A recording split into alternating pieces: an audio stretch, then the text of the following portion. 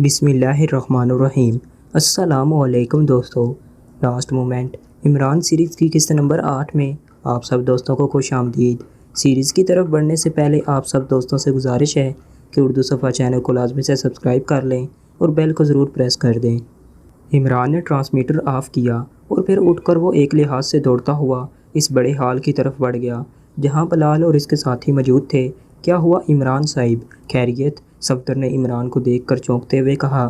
غضب ہو گیا، ہم یہاں پھنس گئے ہیں، اب ہمیں یہاں سے فوری نکلنا ہے۔ عمران نے ہونٹ پینچتے ہوئے کہا۔ کیا ہوا ہے، کچھ بتاؤ تو صحیح، جولیا نے پریشان سے لہجے میں کہا۔ تو عمران نے شاغل کی کال کے بارے میں تفصیل بتا دی۔ اوہ ویری بیڈ، اب تو واقعی ہم یہاں پھنس گئے ہیں، جولیا نے پریشان سے لہجے میں کہا۔ ہاں، ہمیں یہاں سے کسی نہ کسی انداز میں فوری طور پر نکلنا ہوگا کیونکہ صدر کافرستان واقعی کافرستان کی فوج کو چڑھا دیں گے، اور یہ بات بھی درست ہے کہ ہمیں ہلاک کرنے کے لیے وہ اس پہاڑی کو تو ایک طرف یہاں کی تمام پہاڑیوں کو بھی میزائلوں سے تباہ کرانے سے پیچھے نہیں ہٹیں گے۔ لیکن اب مسئلہ یہ ہے کہ نیچے شاغل اور اس کے آدمی موجود ہیں۔ کامران اور اس کے آدمیوں کو یہاں پہنچنے میں کافی وقت لگے گا اور فوج یہاں قریب ہی کہیں موجود ہوگی، وہ تو جلدی یہاں پہنچ جائے گی، اور میزائل برادر طیاروں کو تو یہاں پہنچنے میں چند منٹ ہی لگیں گے۔ اگر ہم باہر نکل جائیں تب بھی ہم ہٹ ہو جائیں گے، اور اندر رہ جائیں تب بھی، عمران نے پریشان سے لہجے میں کہا، اور سب کے چہروں پر انتہائی پریشانی کے تاثرات ابھر آئے۔ یہاں کوئی ایسی چیز ہو جس کی مدد سے ہم یہاں سے نکل سکیں، کیپٹن شکیل نے کہا۔ ایئر پیراشوٹ یہاں موجود تھا لیکن فائرنگ کی وجہ سے وہ ناکارہ ہو چکا ہے، اور ویسے بھی اسے تو دور سے آسانی سے ہٹ کیا جا سکتا ہے، عمران نے جواب دیتے ہوئے کہا۔ یہاں سے تو نکلو، باہر جا کر جو ہوگا دیکھا جائے گا، تنویر نے اٹھتے ہوئے کہا۔ ہاں تنویر ٹھیک کہہ رہا ہے، یہاں سے ہمیں فوری نکلنا چاہیے، جولیا نے بھی اٹھتے ہوئے کہا۔ لیکن ہم جائیں کہاں؟ پہاڑی پر تو میزائل فائر ہوں گے اور ظاہر ہے ان میزائلوں کی زد میں ہم بھی آ جائیں گے، عمران نے کہا۔ جو ہوگا دیکھا جائے گا عمران صاحب، واقعی اس وقت سوچنے کا وقت نہیں ہے۔ اگر ہماری موت اس پہاڑی پر لکھی گئی ہے تو وہ ٹل نہیں سکتی، اور نہیں لکھی گئی تو پھر بچ نکلنے کے راستے قدرت خود بخود پیدا کر دے گی، صفدر نے کہا۔ بالکل ٹھیک ہے، چلو آؤ، ورنہ واقعی یہاں رہ کر ہم بری طرح پھنس جائیں گے، عمران نے کہا، اور پھر وہ تیزی سے اٹھ کر کرنل شرما کے کیبن کی طرف بڑھ گیا تاکہ بیرونی راستہ کھول سکے، اور پھر راستہ کھلتے ہی وہ سب باہر کی طرف لپکے۔ کیا اس یربو کا اثر تو ختم نہیں ہوا ہوگا؟ ایسا نہ ہو کہ باہر نکلتے ہی ہم سردی سے جم جائیں، صفدر نے کہا۔ نہیں جناب، ابھی کافی وقت رہتا ہے، اس بار بلال نے جواب دیتے ہوئے کہا، اور سب نے اطمینان بھرے انداز میں سر ہلا دیے، اور پھر وہ سب اس راستے سے باہر برف میں داخل ہو گئے۔ انتہائی احتیاط سے چلنا ہوگا، ورنہ اگر اس بار ہم کسی کھائی میں گرے تو پھر ہماری لاشیں بھی اٹھانے والا کوئی نہ ہوگا، عمران نے کہا، اور سب نے اس بات میں سر ہلا دیے۔ لیکن ابھی وہ تھوڑی دور ہی گئے تھے کہ اچانک دور سے انہیں کافی تعداد میں طیارے اڑتے ہوئے اس چوٹی کی طرف آتے دکھائی دیے۔ یہ جنگی طیارے تھے۔ برف پر لیٹ جاؤ، جلدی کرو، حرکت نہ کرنا، ورنہ یہ براہ راست ہم پر ہی میزائل فائر کر دیں گے، عمران نے چیخ کر کہا۔ تو سب وہیں برف پر ہی لیٹ گئے، لیکن سفید برف میں تو ہم دور سے نظر آ جائیں گے، جولیا نے انتہائی پریشان سے لہجے میں کہا۔ نہیں، تیز رفتار طیارے میں ہم سوائے چھوٹے چھوٹے دبوں کے علاوہ کچھ نظر نہیں آئیں گے، البتہ حرکت کرتے ہوئے ہم نظر آ سکتے ہیں، عمران نے کہا، اور پھر چند لمحوں بعد دور سے آتے ہوئے طیارے قریب پہنچ گئے۔ وہ کافی بلندی پر تھے، اور پھر وہ پہاڑی کے اوپر سے گزرتے ہوئے آگے بڑھتے چلے گئے۔ آؤ جلدی کرو، اٹھو، عمران نے چیخ کر کہا، اور اٹھ کر ایک بار پھر تیزی سے آگے بڑھنے لگا۔ یہ طیارے آگے کیوں نکل گئے ہیں؟ صفدر نے کہا۔ یہ ٹارگٹ چیک کر رہے ہیں اور اب واپس آئیں گے، عمران نے کہا۔ اور پھر واقعی وہ جب اس بڑے سے سوراخ کے قریب پہنچے جہاں سے وہ پہاڑی سے باہر آئے تھے، اسی لمحے انہیں طیارے چوٹی کے اوپر سے جاتے ہوئے دکھائی دیے۔ ان کی تعداد 4 تھی۔ چلو اندر، اس طرح بہرحال ہم براہ راست فائرنگ سے تو بچ جائیں گے، پھر جو ہوگا دیکھا جائے گا، عمران نے کہا، اور وہ سب ایک ایک کر کے اندر داخل ہو گئے۔ میرا خیال ہے کہ صدر نے غصے میں پہاڑیاں اور اڈا اڑانے کی بات کی ہوگی، ورنہ وہ ایسا نہیں کریں گے۔ چند افراد کے لیے پوری پہاڑیاں میزائلوں سے اڑانا کم از کم میری سمجھ میں تو نہیں آ رہا، کیپٹن شکیل نے اندر داخل ہو کر نیچے اترتے ہوئے کہا۔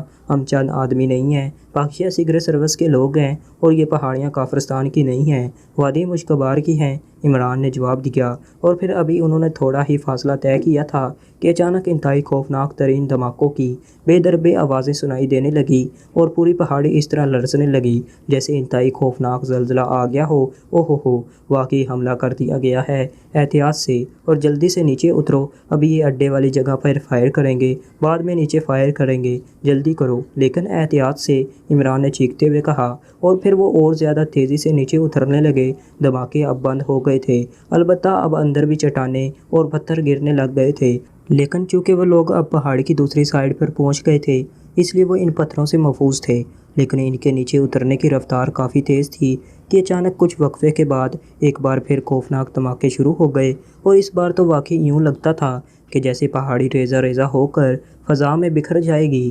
وہ اب چٹانوں سے چمٹے ہوئے تھے کیونکہ اس خوفناک لرزش میں چلنا خودکشی کرنے کے سوا اور کچھ نہ تھا۔ اچانک ایک انتہائی خوفناک دھماکہ جیسے ان کے سروں کے اوپر ہوا اور پھر ان کی آنکھوں کے سامنے سورج سا طلوع ہو گیا۔ اس کے ساتھ ہی ایک اور خوفناک دھماکہ ان کے قریب ہوا اور دوسرے لمحے انہیں یوں محسوس ہوا جیسے وہ حقیر تنکوں کی طرح بکھرتے ہوئے کہیں دور فضا میں اڑے چلے جا رہے ہوں۔ چند لمحوں تک تو ان کے احساسات نے ان کا ساتھ دیا، پھر ہر طرف گہری تاریکی پھیلتی چلی گئی اور شاید یہ حقیقی موت کی تاریکی تھی۔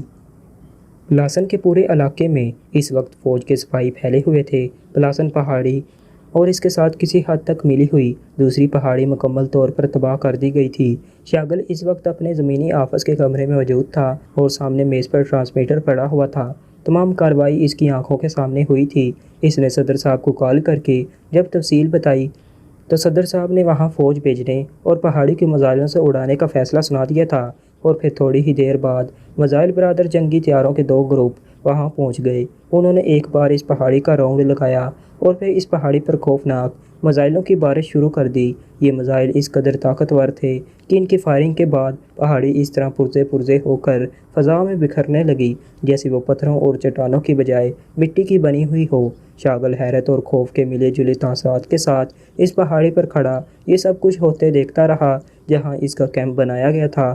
میزائل اس قدر تعداد میں اور مسلسل فائر کیے گئے تھے کہ جب تک پلاسن کی انتہائی بلند اور اس سے تقریباً نفس کے قریب اونچی دوسری ملحقہ پہاڑی مکمل طور پر تباہ نہ ہو گئی، یہ فائرنگ بند نہ ہوئی، اور آخرکار جب جنگی طیارے واپس آ گئے تو ہر طرف پتھروں اور چٹانوں کے ڈھیر دور دور تک پھیلے ہوئے نظر آ رہے تھے، اور پھر وہاں ہیلی کاپٹروں پر چھاتا برادر فوجی پہنچ گئے جن کی تعداد سینکڑوں میں تھی، اور وہ اس ساری وادی میں پھیلتے چلے گئے۔ ان کے پاس مخصوص ہتھیار تھے جن کی مدد سے وہ ان پتھروں اور چٹانوں کے ڈھیروں میں سے زندہ یا مردہ انسانوں کو تلاش کرنے میں مصروف ہو گئے۔ ان آلات کی مدد سے انہیں معلوم ہو جاتا تھا کہ کس ڈھیر کے نیچے انسانی جسم موجود ہے، اور پھر اس ڈھیر کو ہٹا کر اس انسانی جسم کو باہر نکال لیا جاتا، اور اس وقت تو شاگل بے اختیار سر پیٹ اٹھا جب اسے اشوک نے اطلاع دی کہ اب تک ملنے والی سب لاشیں ان کے اپنے آدمیوں کی ہیں جو پہاڑی کے گرد پیرے پر موجود تھے، اور گو انہوں نے میزائل فائر ہوتے ہی دور ہٹ کر چٹانوں کی اوٹ لے لی تھی،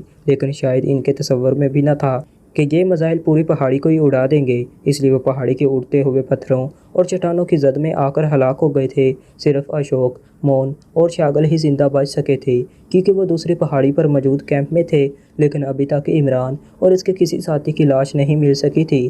حالانکہ اڈا بھی جو ریڈ بلاکس کا بنا ہوا تھا پہاڑی سے گر کر مکمل طور پر تباہ ہو چکا تھا، لیکن شاگل کو یقین تھا کہ بہرحال عمران اور اس کے ساتھی اس خوفناک تباہی کے بعد کسی صورت بھی زندہ بچ کر نہیں نکل سکتے، اور چونکہ دور دور تک پہاڑیوں کو ملبہ اونچے نیچے ڈھیروں کی صورت میں تھا، اس لیے ان کی لاشیں تلاش کرنے میں نہ جانے کتنے دن لگ سکتے تھے۔ فوج کے پہنچنے کے بعد صدر کی کال آئی اور پھر شاگل نے پوری تفصیل سے انہیں ساری کارروائی کے بارے میں بتایا، جس پر صدر نے اطمینان کا اظہار کیا اور ساتھ ہی اسے حکم دیا کہ وہ اس وقت وہیں رکے گا جب تک عمران اور اس کے ساتھیوں کی لاشیں دریافت نہیں ہو جاتی، اور جب یہ لاشیں دریافت ہو جائیں تو وہ انہیں کسی ہیلی کاپٹر پر لے کر پریزیڈنٹ ہاؤس پہنچ جائے۔ فوج کے کمانڈر کو بھی اس بارے میں چونکہ ہدایات دی جا چکی تھیں، اس لیے شاگل اس پہاڑی کیمپ سے واپس اپنے اس زمینی آفس میں آ گیا تھا۔ لاشیں تلاش کرنے والے فوجی دستے کے کمانڈر کرنل پرشاد سے اس کا ٹرانسمیٹر پر رابطہ تھا اور وہ اسے اب تک اطلاع دے چکا تھا کہ کرنل شرما سمیت 8 سائنسدانوں کی انتہائی کھٹی پھٹی اور ٹکڑوں میں تبدیل لاشیں دریافت کر لی گئی ہیں، لیکن ظاہر ہے شاغل کو ان سے کوئی دلچسپی نہ تھی۔ اس کی تمام تر دلچسپی عمران اور اس کے ساتھیوں سے تھی، اور وہ ان کے بارے میں اطلاع کا شدت سے منتظر تھا کہ اسی لمحے ٹرانسمیٹر سے کال آنا شروع ہو گئی اور شاغل نے ہاتھ بڑھا کر ٹرانسمیٹر آن کر دیا۔ Hello hello colonel Prasad calling over. دوسری طرف سے کرنل پرشاد کی پرجوش آواز سنائی دی۔ Yes Shagal, chief of Kafiristan secret service attending you over. شاغل نے اپنی عادت کے مطابق اپنا پورا عہدہ بتاتے ہوئے کہا، سر، پہاڑی کی دوسری طرف کافی فاصلے پر ایک عورت اور 3 مرد انتہائی زخمی حالت میں ملے ہیں، جبکہ ایک مرد کی لاش ملی ہے۔ یہ سب کافرستانی فوج کی یونیفارم میں ہیں، جبکہ یہ عورت غیر ملکی ہے اوور۔ کرنل پرشاد نے کہا تو شاغل بے اختیار اچھل کر کھڑا ہو گیا۔ اوہ، یہی پاکشاہی ایجنٹ ہیں؟ اوہ، یہ ابھی تک زندہ ہیں؟ کہاں ہیں یہ؟ مجھے بتاؤ، میں خود آ رہا ہوں، میں انہیں پہچان لوں گا اوور۔ شاغل نے حلق کے بل چیختے ہوئے کہا، زخمیوں کو فیلڈ کیمپ میں لے آیا گیا ہے اور ڈاکٹر ان کی مرہم پٹی کر رہے ہیں، لیکن یہ سب انتہائی شدید زخمی ہیں، ان کا بچنا محال ہے اوور۔ دوسری طرف سے کہا گیا، میں پہنچ رہا ہوں ابھی اوور اینڈ آل، شاغل نے چیختے ہوئے کہا، اور اس کے ساتھ ہی اس نے ٹرانسمیٹر آف کیا اور پھر دوڑتا ہوا آفس سے باہر آ گیا جہاں جیپ میں ڈرائیور موجود تھا۔ جلدی کرو فوجی کیمپ چلو، جلدی کرو، شاغل نے چیختے ہوئے ڈرائیور سے کہا اور اچھل کر جیپ کی سائیڈ سیٹ پر بیٹھ گیا۔ ڈرائیور بھی بجلی کی سی تیزی سے ڈرائیونگ سیٹ پر بیٹھا اور اس نے جیپ کو سٹارٹ کر کے آگے بڑھا دیا، اور پھر واقعی ڈرائیور نے حیرت انگیز پھرتی کا مظاہرہ کیا۔ چند لمحوں بعد جیپ تنگ پہاڑی راستوں پر دوڑتی ہوئی آگے بڑھی چلی جا رہی تھی۔ جلدی چلاؤ، کیا ہو گیا ہے تمہیں؟ جیپ کچھوے کی طرح رینگ رہی ہے، شاغل نے غصیلے لہجے میں کہا۔ سر، اس سے زیادہ تیز رفتاری خطرناک ثابت ہو سکتی ہے، ڈرائیور نے مودبانہ لہجے میں کہا۔ تمہیں کس احمق نے ڈرائیور بنایا ہے؟ نان سینس، جیپ چلا رہے ہو یا بیل گاڑی؟ تیز چلاؤ، شاغل نے اور زیادہ غصیلے لہجے میں کہا۔ یس سر، ڈرائیور نے کہا اور جیپ کی رفتار تیز کر دی، لیکن چونکہ تنگ پہاڑی سڑک تھی اس لیے جیپ بری طرح اچھلنے لگی۔ کیا کر رہے ہو؟ نان سینس، احمق، ٹھیک طرح جیپ چلاؤ، آہستہ چلاؤ، کیا مصیبت پڑ گئی ہے تم پر؟ ایک جمپ کھانے کے بعد جب جیپ ڈولی تو شاغل بے اختیار چیخ پڑا۔ یس سر، ڈرائیور نے کہا اور جیپ کی رفتار آہستہ کر دی، لیکن اس میں یہ جرأت نہ تھی کہ وہ شاغل کو یہ کہہ سکتا کہ اس نے خود ہی تو تیز چلانے کا حکم دیا تھا۔ تقریباً 1.5 گھنٹے بعد جیپ کیمپ کے سامنے پہنچ کر رک گئی۔ وہاں باقاعدہ فوجی پہرا دے رہے تھے۔ جیپ رکتے ہی شاغل اچھل کر نیچے اترا اور تیزی سے دوڑتا ہوا کیمپ کے اندر پہنچ گیا۔ وہاں کرنل پرشاد موجود تھا، جو شاغل کو آتے دیکھ کر کرسی سے اٹھا اور اس نے شاغل کو باقاعدہ سلوٹ کیا۔ کہاں ہے وہ پاکشاہی ایجنٹ؟ شاغل نے سر ہلا کر سلوٹ کا جواب دیتے ہوئے انتہائی بے چین سے لہجے میں کہا، سر، وہ شدید زخمی تھے، اس لیے میں نے انہیں ایمبولینس ہیلی کاپٹر پر ہسپتال بھجوا دیا ہے، کرنل پرشاد نے جواب دیا تو شاغل بے اختیار اچھل پڑا۔ کیا کہہ رہے ہو؟ کیوں بھیجا ہے؟ وہ تو دشمن ایجنٹ تھے، شاغل نے حلق کے بل چیختے ہوئے کہا۔ جی سر، لیکن چونکہ وہ زندہ تھے اس لیے قانون کے مطابق ان کا علاج کرایا جانا ضروری تھا، بعد میں ظاہر ہے ان پر مقدمہ چلے گا، پھر عدالت جو سزا انہیں دے گی وہ بھگتیں گے، کرنل پرشاد نے جواب دیتے ہوئے کہا۔ اوہ، وہ تو ٹھیک ہو کر پھر نکل جائیں گے۔ او یو نان سینس، شاغل نے بری طرح پیر پٹکتے ہوئے کہا۔ سر، ان میں سے ایک عورت غیر ملکی ہے، وہ معمولی زخمی ہے، جبکہ باقی مرد تو خاصے شدید زخمی ہیں، پھر وہ ملٹری ہسپتال سے کیسے نکل سکتے ہیں سر؟ البتہ میں نے خود یہ فیصلہ نہیں کیا، بلکہ کمانڈر جنرل کو قانون کے مطابق اطلاع دی تھی، انہوں نے حکم دیا ہے، کرنل پرشاد نے جواب دیا تو شاغل نے بے اختیار ہونٹ پھینچ لیے۔ ظاہر ہے قانون تو یہی تھا، اب وہ یہ تو نہ کہہ سکتا تھا کہ وہ خود انہیں گولی مارے گا۔ وہ ہلاک کیوں نہیں ہوئے؟ جبکہ میری فورس کے سب آدمی ہلاک ہو گئے ہیں، وہ کیسے زندہ بچ گئے؟ شاغل نے کچھ دیر تک خاموش رہنے کے بعد اپنے آپ کو سنبھالتے ہوئے اس بار نرم لہجے میں پوچھا، سر، یہ پہاڑی سے بہت دور علاقے میں ملے ہیں، یہ عورت تو ایک پانی کے چھوٹے سے تالاب میں جا گری تھی، اس لیے وہ تو زیادہ زخمی نہیں ہوئی، البتہ اس کے سر پر چوٹ آئی تھی جس کی وجہ سے وہ بے ہوش ہوئی تھی، جبکہ باقی افراد پہاڑیوں کی مختلف ڈھلوانوں میں موجود جھاڑیوں میں پڑے ہوئے ملے ہیں۔ میرا خیال ہے کہ جب پہاڑی پر میزائل فائر ہوئے تو یہ کافی بلندی پر تھے اور میزائل کے دھماکے کی فورس کی شدت کی وجہ سے یہ پتھروں سمیت اڑتے ہوئے کافی دور جا گرے، کیونکہ باقی سارے لوگ قریب علاقے سے ملے ہیں، وہاں پتھر تو پہنچے ہیں لیکن ان کی تعداد خاصی کم تھی، اس لیے یہ پتھروں میں دب کر ہلاک نہیں ہوئے بلکہ جھاڑیوں میں گرنے اور ڈھلوانوں پر لڑکنے کی وجہ سے زخمی ہوئی ہیں۔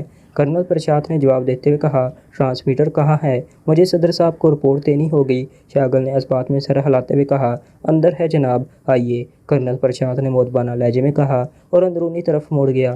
شاگل اس کے پیچھے کیمپ میں داخل ہوا اور پھر میز پر رکھے وسیع رینج ٹرانسمیٹر کے سامنے کرسی پر بیٹھ گیا۔ کہاں موجود ہے یہ زخمی؟ شاگل نے ٹرانسمیٹر کی طرف ہاتھ بڑھانے سے پہلے کرنل پرشاد سے پوچھا۔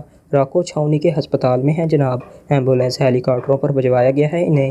کرنل پرشاد نے کہا، یہ ایمبولینس ہیلی کاپٹر کہاں سے آئے تھے؟ شاگل نے ایک بار پھر گسیلے لہجے میں کہا، سر میں نے کال کر کے منگوائے تھے، آپ کی آمد سے نصف گھنٹہ پہلے یہ پہنچے تھے۔ کرنل پرشاد نے اسی طرح مؤدبانہ لہجے میں کہا، کیا وہ وہاں زندہ پہنچ گئے ہوں گے یا نہیں؟ کیا صورتحال تھی ان کی؟ شاگل نے پوچھا، میں کیا کہہ سکتا ہوں جناب، یہ تو ہسپتال کا انچارج ہی بتا سکے گا۔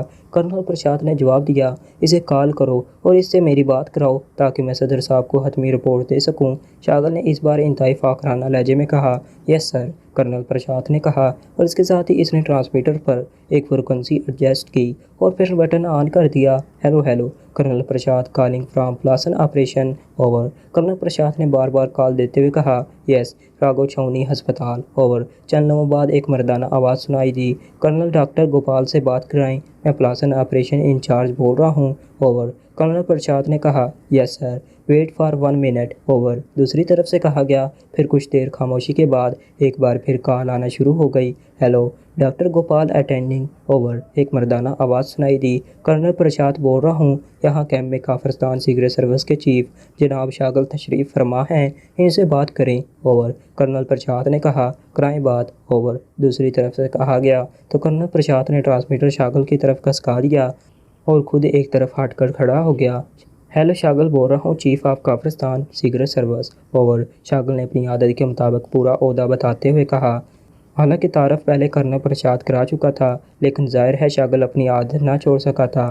یس سر، فرمائیے، اوور۔ دوسری طرف سے مؤدبانہ لہجے میں کہا گیا تو شاگل کا چوڑا سینہ مزید چند انچ پھول گیا۔ پلاسن آپریشن کیمپ سے آپ کے پاس یہ زخمی بھیجے گئے ہیں، ان کی کیا پوزیشن ہے؟ میں نے صدر صاحب کو رپورٹ دینی ہے، اس لیے مجھے حتمی رپورٹ چاہیے، اوور۔ شاگل نے کہا، سر ایک غیر ملکی عورت اور 4 مقامی مرد زخمی حالت میں یہاں لائے گئے ہیں، ان میں سے عورت کے صرف سر پر چوٹ آئی ہے، وہ ابھی تک ہوش میں نہیں آئی، جبکہ چاروں مرد شدید زخمی تھے، لیکن چیکنگ سے معلوم ہوا ہے کہ ان میں سے ایک کے کولے اور ریڑھ کی ہڈی ٹوٹ گئی ہے، وہ دوران آپریشن ہی ختم ہو گیا ہے، جبکہ باقی 3 مردوں کے جسم پر زخم تھے اور خون ضائع ہوا، لیکن وہ اپنی حیرت انگیز قوت مدافعت کی بنا پر بہرحال زندہ ہیں، ان کی مکمل بینڈیج کر دی گئی ہے، اوور۔ کرنل ڈاکٹر گوپال نے تفصیل بتاتے ہوئے کہا، کیا یہ تینوں مرد ہوش میں ہیں، اوور؟ شاگل نے چونک کر پوچھا، یس سر، انہیں ہوش آ گیا تھا لیکن ان کے زخموں اور جسم میں خون کی شدید کمی کے پیش نظر انہیں خواب آور انجیکشن لگا دیے گئے ہیں، اس لیے فی الحال وہ نیند میں ہیں، اوور۔ ڈاکٹر نے جواب دیتے ہوئے کہا، وہاں ان کی حفاظت کے کیا انتظامات کیے ہیں آپ نے؟ کیونکہ یہ انتہائی خوفناک ایجنٹ ہیں، یہ وہاں سے فرار بھی ہو سکتے ہیں، اوور۔ شاگل نے کہا، سر ان کے ہاتھ اور پیر بیڈ سے کلپ کر دیے گئے ہیں، ویسے وہ کئی روز تک حرکت نہ کر سکیں گے، بھاگنا تو کیا چلنے کے لیے انہیں کم از کم 1 ہفتہ لگ جائے گا، اوور۔ ڈاکٹر نے جواب دیا، اوکے میں خود آ رہا ہوں تاکہ ان کی شناخت کر سکوں اور پھر صدر صاحب کو رپورٹ دوں، اوور۔ شاگل نے کہا، یس سر، اوور۔ دوسری طرف سے کہا گیا تو شاگل نے ٹرانسمیٹر آف کر دیا۔ کرنل پرشاد، شاگل نے کرنل پرشاد سے مخاطب ہو کر کہا، یس سر۔ کرنل پرشاد نے مؤدبانہ لہجے میں جواب دیا، ہیلی کاپٹر منگواؤ تاکہ میں ہسپتال جا سکوں، شاگل نے کہا، یس سر۔ کرنل پرشاد نے کہا اور تیزی سے واپس موڑ گیا تو شاگل نے ہاتھ بڑھا کر صدر کی مخصوص فریکوینسی ٹرانسمیٹر پر ایڈجسٹ کرنا شروع کر دی، hello hello Shagal chief of Kafiristan secret service calling, over. Shagal نے بار بار کال دیتے ہوئے کہا، yes military secretary to president attending you, over. چند لمحوں بعد دوسری طرف سے ملٹری سیکریٹری کی آواز سنائی دی، صدر صاحب سے بات کرائیں، اوور۔ شاگل نے کہا، صدر صاحب ایک میٹنگ میں مصروف ہیں سر، اور وہاں ٹرانسمیٹر نہیں لے جایا جا سکتا، البتہ اگر آپ فون استعمال کریں تو میٹنگ کے دوران بھی بات ہو سکتی ہے، کیونکہ صدر صاحب نے مجھے خصوصی ہدایات کی ہیں کہ اگر آپ کی فون کال آئے تو انہیں ٹرانسفر کی جائے، اوور۔ دوسری طرف سے ملٹری سیکریٹری نے مؤدبانہ لہجے میں کہا، اوکے ٹھیک ہے، اوور اینڈ آل، شاغل نے کہا، کیونکہ بات اس کی سمجھ میں آ گئی تھی کہ صدر صاحب ظاہر ہے خود تو ٹرانسمیٹر کے بٹن آن آف نہیں کر سکتے تھے، یہ کام سیکریٹری کے ذمے تھا اور سیکریٹری اس میٹنگ میں جا نہ سکتا ہوگا۔ اسے معلوم تھا کہ ملٹری نے یہاں کیمپ لگائے ہوئے تھے اور اصول کے مطابق خصوصی کارڈ لیس فون کا بندوبست بھی کیا ہوگا۔ پہلے شاغل کو اس کا خیال نہ آیا تھا، ورنہ وہ خود بھی ٹرانسمیٹر کی بجائے فون زیادہ استعمال کرنے کا عادی تھا، کیونکہ ٹرانسمیٹر کے button bar bar on of کرنا وہ اپنے لیے توہین سمجھتا تھا۔ تھوڑی دیر بعد کرنل پرشاد اندر داخل ہوا۔ ابھی 10 منٹ میں ہیلی کاپٹر آ جائے گا سر، کرنل پرشاد نے اندر داخل ہوتے ہوئے کہا۔ مجھے صدر صاحب کو فون کرنا ہے، کیا اس کا بندوبست ہے یہاں؟ شاغل نے کہا۔ یس سر، میں لے آتا ہوں، کرنل پرشاد نے کہا اور ایک بار پھر واپس مڑ گیا۔ تھوڑی دیر بعد وہ واپس آیا تو اس کے ہاتھ میں مخصوص کارڈ لیس فون تھا۔ تم باہر جاؤ، شاغل نے اس کے ہاتھ سے فون پیس لیتے ہوئے کہا، کیونکہ وہ نہیں چاہتا تھا کہ کرنل پرشاد کے سامنے اسے مؤدبانہ لہجہ اختیار کرنا پڑے۔ ظاہر ہے صدر صاحب کے ساتھ بات کرتے ہوئے انتہائی مؤدبانہ لہجہ ہی اختیار کرنا تھا۔ یس سر، کرنل پرشاد نے کہا اور مڑ کر واپس چلا گیا۔ تو شاغل نے بٹن دبا کر فون آن کیا اور پھر نمبر پریس کرنے شروع کر دیے۔ Yes, military secretary to president attending you. رابطہ قائم ہوتے ہی ملٹری سیکریٹری کی آواز سنائی دی۔ شاغل بول رہا ہوں، chief of Kafiristan secret service, صدر صاحب سے بات کراؤ، شاغل نے اپنے مخصوص لہجے میں کہا۔ ہولڈ آن کریں سر، میں رابطہ کرتا ہوں، دوسری طرف سے کہا گیا، اور پھر چند لمحوں کی خاموشی کے بعد صدر صاحب کی مخصوص باوقار آواز سنائی دی۔ شاغل بول رہا ہوں سر، لاسن سے سر، شاغل نے انتہائی مؤدبانہ لہجے میں کہا۔ کیا رپورٹ ہے آپ کی؟ صدر صاحب نے مخصوص باوقار اور دھیمے لہجے میں پوچھا۔ سر، لاسن پہاڑی اور اڈہ سب میزائلوں سے مکمل طور پر تباہ کر دیا گیا ہے، شاغل نے کہا۔ وہ مجھے معلوم ہے، مجھے تفصیلی رپورٹ مل چکی ہے، آپ اکشئی ایجنٹوں کے بارے میں رپورٹ دیں، صدر صاحب نے اس بار قدرے گسیلے لہجے میں کہا۔ سر، پاکشاہی ایجنٹ جن کی تعداد 5 تھی، جن میں سے 1 عورت اور 4 مرد شامل تھے، یہ پانچوں تباہ شدہ پلاسن پہاڑی سے کافی فاصلے پر شدید زخمی حالت میں فوج کو ملے ہیں۔ ان میں عورت، جو کہ غیر ملکی بتائی جاتی ہے، کسی پانی کے تالاب میں گری تھی، اس لیے اسے چوٹیں تو نہیں آئی، البتہ اس کے سر پر چوٹ لگی ہے جس کی وجہ سے وہ بے ہوش ہے۔ باقی 4 مرد شدید زخمی تھے۔ فوجی آپریشن کے انچارج کرنل پرشاد نے میرے کیمپ تک پہنچنے سے پہلے ان سب کو راگھو چھاؤنی کے ہسپتال سے ایمبولینس ہیلی کاپٹر منگوا کر انہیں ہسپتال پہنچوا دیا۔ میں نے ابھی ہسپتال کے انچارج کرنل ڈاکٹر گوپال سے بات کی ہے، انہوں نے مجھے بتایا ہے کہ ایک مرد جو انتہائی زخمی تھا، اس کی کولے اور ریڑھ کی ہڈی ٹوٹ گئی تھی، وہ تو آپریشن کے دوران ہی ہلاک ہو گیا ہے، جبکہ اس عورت کو ابھی تک ہوش نہیں آیا۔ البتہ باقی 3 مردوں کے زخموں پر بینڈیج کر دی گئی ہے، لیکن خون کی کمی اور زخموں کے باوجود وہ ابھی تک زندہ ہیں۔ میرے پوچھنے پر ڈاکٹر نے بتایا کہ ان چاروں کے ہاتھ اور پیر بیڈ سے کلپ کر دیے گئے ہیں اور ڈاکٹر کے مطابق وہ 1 ہفتے تک چلنے کے بھی قابل نہیں ہو سکتے، اس لیے ان کے بھاگنے کا کوئی سوال پیدا ہی نہیں ہو سکتا۔ اب میں خود وہاں جا رہا ہوں تاکہ یہ معلوم کر سکوں کہ کیا ہلاک ہونے والا عمران ہے یا وہ زخمیوں میں شامل ہے، شاغل نے پوری تفصیل بتاتے ہوئے کہا۔ اوہ، اس قدر ہولناک تباہی کے باوجود وہ زندہ بچ گئے ہیں، حیرت ہے، صدر نے انتہائی حیرت بھرے لہجے میں کہا۔ تو شاغل نے کرنل پرشاد کی بتائی ہوئی بات اپنی رپورٹ ظاہر کر کے بتا دی۔ ہاں، ایسا ہو سکتا ہے، بہرحال اب آپ وہاں جائیں اور ان کی حفاظت کا سخت انتظام کریں، میں ڈاکٹر کو احکامات بھجوا دوں گا، جیسے ہی وہ لوگ اس قابل ہوں کہ حرکت کر سکیں، ان کا اسی چھاؤنی میں کورٹ مارشل کیا جائے اور انہیں فوری طور پر سزا دی جا سکے۔ ویسے آپ نے ان کے مل جانے کی اطلاع ابھی باہر نہیں نکالنی، ورنہ ہو سکتا ہے کہ بخشیہ سیکرٹ سروس یا کوئی اور ٹیم انہیں بچا کر لے جانے کے لیے یہاں پہنچ جائے، صدر نے کہا۔ یس سر، شاغل نے مؤدبانہ لہجے میں کہا۔ اوکے، دوسری طرف سے کہا گیا اور شاغل نے فون آف کر کے اسے میز پر رکھا اور پھر کرسی سے اٹھ کر وہ تیز تیز قدم اٹھاتا کیمپ کے بیرونی حصے کی طرف بڑھنے لگا۔ باہر فوجی ہیلی کاپٹر بھی موجود تھا اور کرنل پرشاد بھی۔ کرنل پرشاد، صدر صاحب کا حکم ہے کہ ان پہ اکشائی ایجنٹوں کے دستیاب ہونے کی اطلاع باہر نہیں جانی چاہیے، اس لیے آپ ان کی تلاش اسی طرح جاری رکھیں جب تک کہ آپ کے اسے بند کرنے کا حکم نہ دیا جائے، شاغل نے کرنل پرشاد سے مخاطب ہو کر کہا۔ یس سر، کرنل پرشاد نے جواب دیا اور شاغل ہیلی کاپٹر کی طرف بڑھ گیا۔ تھوڑی دیر بعد ہیلی کاپٹر راگھو چھاؤنی کے اندر موجود ہیلی کاپٹر پیڈ پر اتر گیا۔ وہاں راگھو چھاؤنی کا آپریشن انچارج کرنل ٹھاکر اور ہسپتال کا انچارج ڈاکٹر گوپال دونوں اس کے استقبال کے لیے موجود تھے۔ زخمیوں کی کیا پوزیشن ہے ڈاکٹر؟ تعارف کے بعد شاغل نے ڈاکٹر گوپال سے پوچھا۔ ویسے تو وہ خواب آور انجیکشن کے تحت ہیں، البتہ وہ تیزی سے ٹھیک ہو رہے ہیں، ڈاکٹر گوپال نے کہا۔ صدر صاحب کے احکامات آپ کو مل چکے ہیں یا نہیں؟ शागिल ने कहा। मिल चुके हैं जनाब, डॉक्टर ने जवाब दिया और शागिल ने इत्मीनान भरे अंदाज में बात में सर हिला दिया। फिर वो इन दोनों के साथ अस्पताल पहुंचा।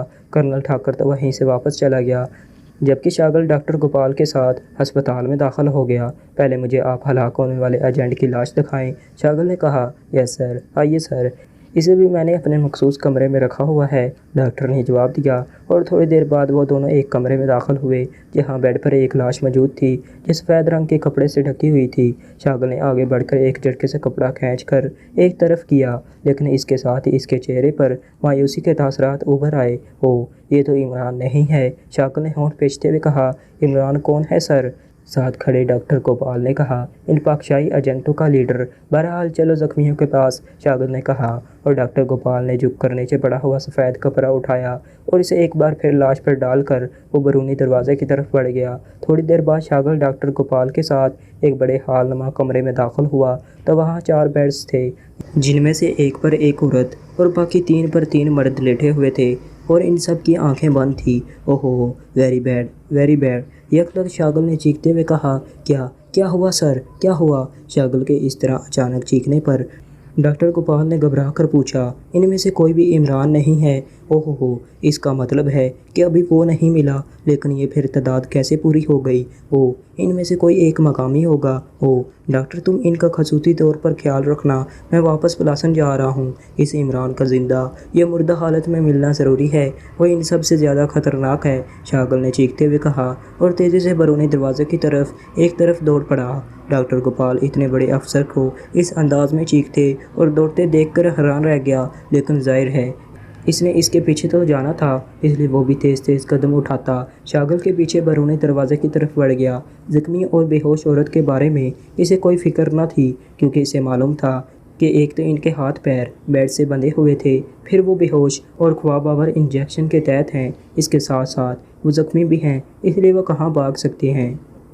तो दोस्तों, इसके साथ ही आज की ये मज़ेदार किस्त यहीं ख़त्म होती है। लेकिन दोस्तों ठहरिए, क्या इमरान इन पहाड़ियों के मलबे में वाकई मर चुका था या बच चुका था? ये सब कुछ जानने के लिए लास्ट मोमेंट इमरान सीरीज़ की किस्त नंबर 9 उर्दू सफ़ा चैनल पर देखना ना भूलिए। इसके लिए चैनल को सब्सक्राइब कर लें और बेल को ज़रूर प्रेस कर दें। शुक्रिया एंड अल्लाह हाफिज़।